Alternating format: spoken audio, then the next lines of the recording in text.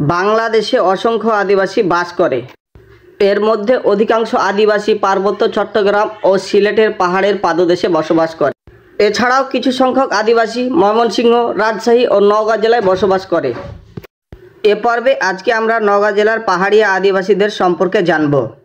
Hi everyone, আসসালামু আলাইকুম। কী অবস্থা সবার, কেমন আছেন?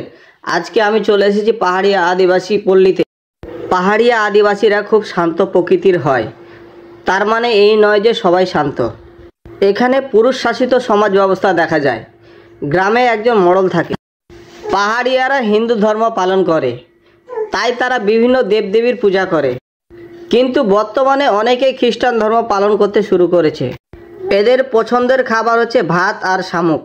স্থানীয় ভাষায় একে ঘুঙি বলা হয়। এছাড়া আর একটা পছন্দের খাবার আছে তাদের, এটা হচ্ছে কাঁকড়া।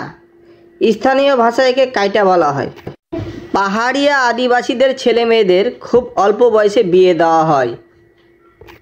তারা বিশ্বাস করে মেয়েদের অল্প বয়সে বিয়ে দিলে যৌতুক কম লাগে।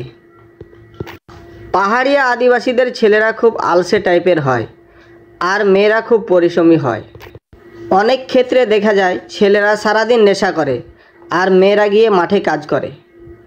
পাহাড়িয়া আদিবাসীরা সাধারণত ঝুপড়ি ঘরে বসবাস করে।